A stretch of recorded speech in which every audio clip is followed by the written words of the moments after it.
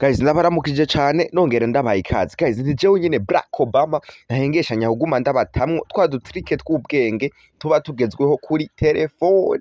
So guys, uno musi rero ndabazaniye aka update guys, ndakuzaniye agatrike k'ingenzi guys. Ndazi aka kantu n'abantu bakeyi bari bamaze kukabona muri WhatsApp, n'akantu gashasha WhatsApp yashizemwo kagiye gufasha abantu benshi guys, abantu cane cane usanga mutumva ururimi rw'icongereza. WhatsApp yaborohereje guys, okay?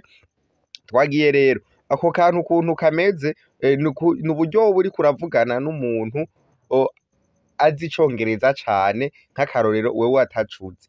Rero uyo muntu urazi yuko umuntu ariko aravuga icongereza utavyumva neza, rero WhatsApp yashizemwo akantu ku buryo iyo audio yakurungikiye ushobora kuyihinduramwo message nyene ibintu yavuze bikiyandika mu majambo, gaca bikorohera mu guca ubona ivyo bintu yari yakwandikiye mu buryo bw'inyandiko. Ndetse guys, muri iki cigwa nyene nca ndakwereka uko ivyo bintu yakwandikiye wobikopya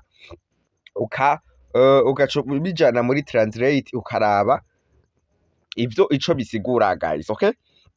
Ico ndagusaba rero nukubandanya mushigikira mu gufyonda kuri subscribe guys, fyonda kuri subscribe canke s'abone ngaho hepfo kugira ibi vyigwa tubaha ntibizoze birabacika.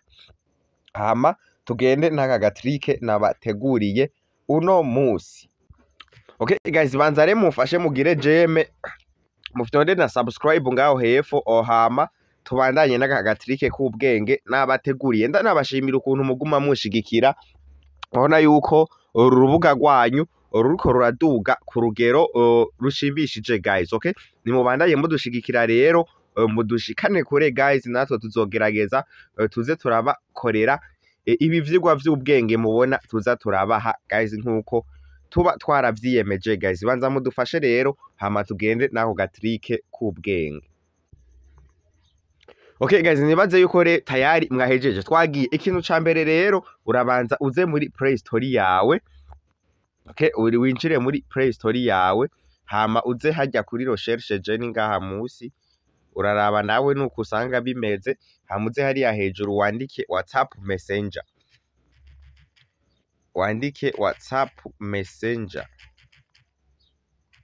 hama ufyonde recherche ucuza urabe rero iyo WhatsApp Messenger yawe jewe ngiyi, hama ucu ufyona ngaha handitse mettre à jour, nyene uyishire à jour guys, okay?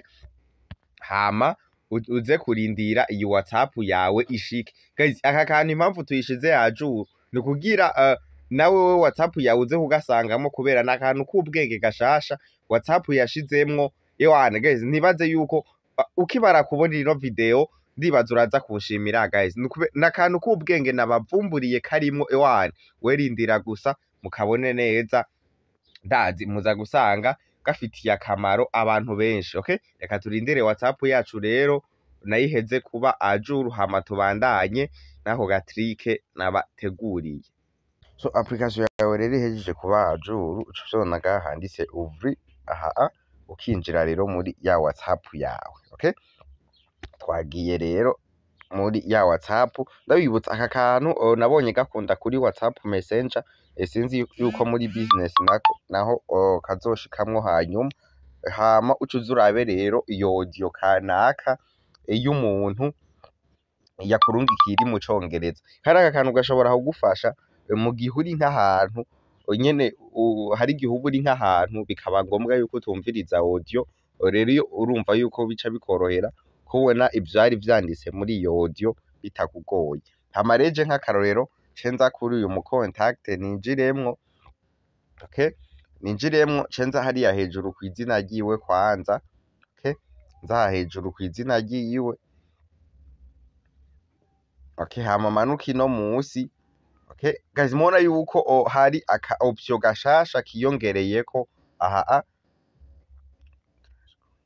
mubona aka ka option kitwa transcript, mubona ugafyonzeko nk'uku baca bakwereka n'indimi iyo application ikoramwo. Mubona ko hari icongereza, n'iki Espanyol, n'iki Portugais, n'iki kindi c'Uburusiya ngaha, okay? Hama rero murabona yuko iyi application no kuvuga uzoyikoresha ku bantu mwavuganye muri izi ndimi. Hama rero je nca ngumiza ngaha ku congereza hama ce nza ndabe iyi audio. Okay? Nk'akarorero iyi audio ngaha manze ndayibumvishe muze gucamwo duce tuyiraba mu majambo izoba iriko irazana ibiki. Twagiye rero mubanze muyumvirize. Hello everyone, this is Obama, your English coach. Stay with us until the end of this video for not missing good opportunity how you can use subtitles while learning English. Do you want to improve your English speaking? Do you want to become a good English speaker so that you can speak English fluently like a native one? So don't miss this good opportunity. Please, first of all, subscribe to this channel, and then I'm going to provide you the different courses about English. Right. So how can you improve English due to subtitles while watching movie and so other things? The step is this.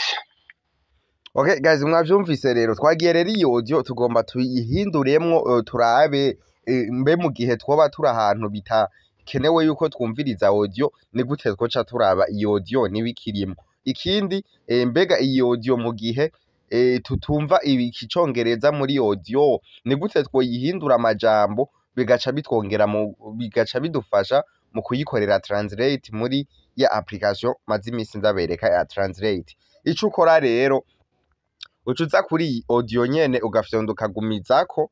Okay? Ugafyonda ukagumizako ugacuza hariya hejuru kutu tuburungu dutatu. Ucubona ahantu hariya hejuru handitse ngo transcribe aka option niko ucufyondako rero. Okay?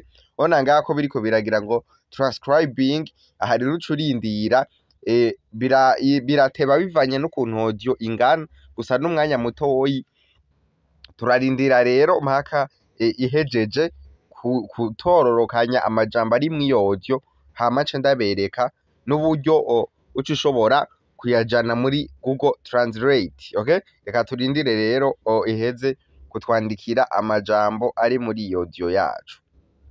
Guys, tayari rero murabona yuko ihejeje kutwandikira ama message ari muri iyi audio. Aha duca dufyonda kuraka kugira turabe vyose.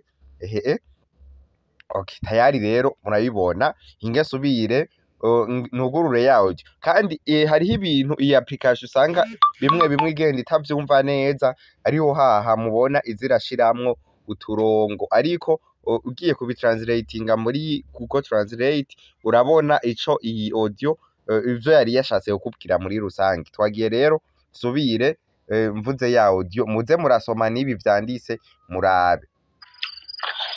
Hello everyone, this is Obama, your English coach. Stay with us until the end of this video for not missing good opportunity how you can use subtitles while learning English. Do you want to improve your English speaking? Do you want to become a good English speaker so that you can speak English fluently like a native one? So don't miss this good opportunity. Please, first of all, subscribe to this channel, and then I'm gonna provide you the different courses about English. Right. So how can you improve English due to subtitles while watching movie and so other things? The step is this. Guys, rero murabona yuko ari akantu k'ubwenge. So aha rero twagiye iyi ni akantu k'ubwenge ka mbere k'ukuntu woshobora kubona audio amajambo ayanditsemo mu gihe uburi ahantu bitari ngombwa yuko wumviriza audio bivanye naho muba muri kumwe canke iyindi mpamvu itandukanye. Rero twagiye ubonaho ngo ndabereke iyi message ni gute twoca tuyitora ngo tuyijane muri ya translator yacu. Icitonderwa rero mwebwe ngaha bamwe bari mutanguye kuyumvira ngo biroroshe. Impamvu bitoroshe nuko aya majambo utayakopya ngo bikunde.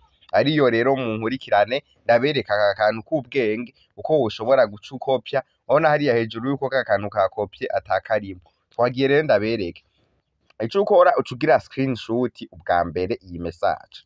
Okay? Ukagira screenshot nk'uku hama ushaka ukagabanya aya majambo nk'uku acu tukageza aha. Okay, hama tukagora save tayari urabona yuko duhejeje gukora screenshot. Ikindi kintu c'ingenzi guys, uze kubanza urabe yuko Google yawe iri à jour, uze Play Store kandi urabe yuko Google yawe wandike Google hama ukore recherche urabe yuko iri à jour application. Ni iya mbere muze kuyiraba uze guca uyishira à jour ngaha. Jewe ndaza kuyishira à jour nuko aka kantu gira ndabereke karimo. Hama igituma ndaberetse muzishire à jour nuko benshi muri mwebwe aka kantu Google zanyu zitagafise. Aka kantu menga na gakamera. Okay, twagire muri Google ndabereke wowe dufata ubu wahejeje kuyishira à jour hama ujuza muri ya Google yawe winjiremwo nkuku. Okay? Hama winjiyemwo ucuza kuri ka kantu ngaha ka kamera. Okay, ufyonde kuri ka kamera. Hama ucuza rero ngaha kuri ya screenshot twafata twebwe mubona yuko ari ngiyo. Hama ucuyemezako. Kuyemeje ko tayari mubona yuko bica bikunda yuko ukopya ya majambo. Mubona yuko umenga aca amera nka yera ukuntu rero duca dukopya kwa kundi twari tubimenyereye muri WhatsApp. Ucufyonda ukagumiza kwa nyene kuri message nkuku ona bica biza biri selection nawe ucuza urakwega ukwega kakanta ka tayari ugacushikana iyo message iherera tayari ona yuko yahejeje kuyikopya. Duca dufyonda hakuba duca dufyonda hakuri kopye iba yahejeje kwiselektiona ucufyonda hajya kuri copy. Okay, sorry gato. Okay, copy ngigira garusi duca dufyonda ko rero ngaha. Okay, tayari rero turahejeje duca tuvamwo ugacuza kuraba ya application ya Translate nayo narayiberetse ukuntu mwoyitora kuri Play Store. Abatabonye iyo video namwe ndabasubiriremwo uraza kandi Play Store hama wandike application ya Translate, wandike Translate nkuku. Okay, wandike Translate hama ucufyonda ngaha kuri recherche. Izi baguha ngaha ntufyondeko nimwe, ucuza ufyonde ngaha kuri aka kantu ka recherche musi kuri clavier. Okay, hama narababwiye muzoraba iyi application iri musi y'umurongo. Ono uyu murongo ngaha ucuza rero urabe iyi application iri ngaha musi uyemeze ko nkuku tayari uburonse application ya Translate. Okay, tayari rero ucuye stara ishitse ucuza tujane n'aka kantu rero gira ndabereke. Ucuza rero muri ya application ya Translate wemezemwo. Okay, wemezemwo hama aha hambere ucushiramwo rujya rurimi audio irimwo. Audio yacu twabonye yuko iri mu rurimi rw'icongereza, tugumiza hanyene kuri anglais. Aha kabiri ushiramwo rundi.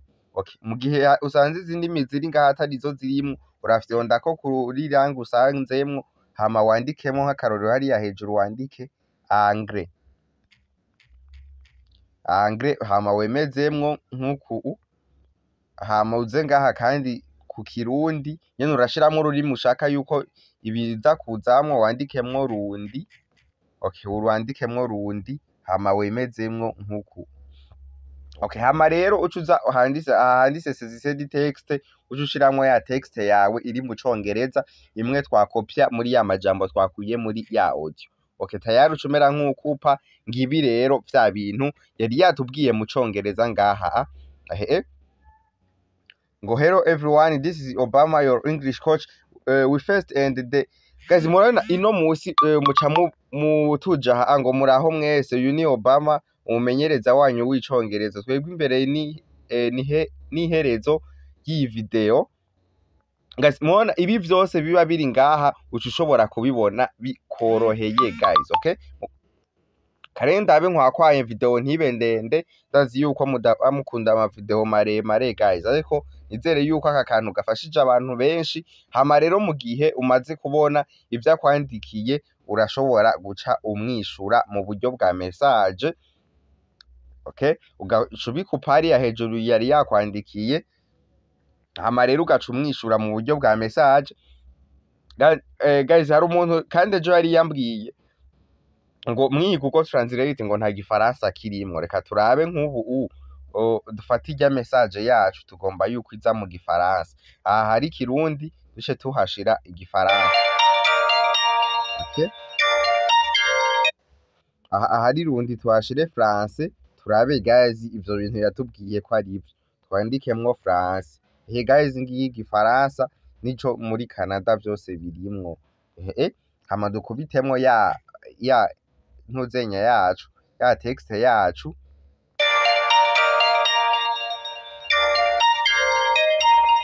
Okay guys, aha rero sorry bari banterefonye, murabona vya bintu vyose biba biri hariya mu Congereza bica biza muri rwa rurimi dushatse yuko bizamwo. Aha rero guys murabona yuko ari akantu k'ubwenge turagerageza tukabakorera ubushakashatsi mu bintu vyinshi canke mu tuntu tw'ubwenge tuba tuzi kuri telefone, okay? So nuko rero guys nibaze yuko muri iki cigwa ata kintu na kimwe ntabereze. Ikintu ca mbere nabereze ukuntu audio woyibona mu majambo utarinze kuyumviriza, okay? Biyo ushobora kubigira mu gihe audio utarayumviriza. Ce ndabereka ayo majambo ni gute woya translatinga muri Google Translate ukabona nibiki vyanditse muri ayo ivyo bintu yakubwiye ni gute wo translatinga mu rurimi wumva. Ivyo vyose nivyo naberese, hama ndabereka n'uburyo woca ubishobora ko cumwishura. Ndibaza mwabibonye uko mwishura guys, narabiberetse nimuraba ama video nabakoreye. Dufate wowe nimbuzi igifaransa canke uzi Kirundi, ahari France ucugira rundi, okay? Mubona yuko ari Icongereza mu Kirundi, ucufata rero ukabihindura iki Kirundi kaba arico gitangura, okay? Ucushobora kuri utu tuntu ngaha utu du fresh nkuku, ahari Kirundi rero uca wandika gwa rurimi rwawe wumva rw'ikirundi, nko tugize mwiriwe neza, okay?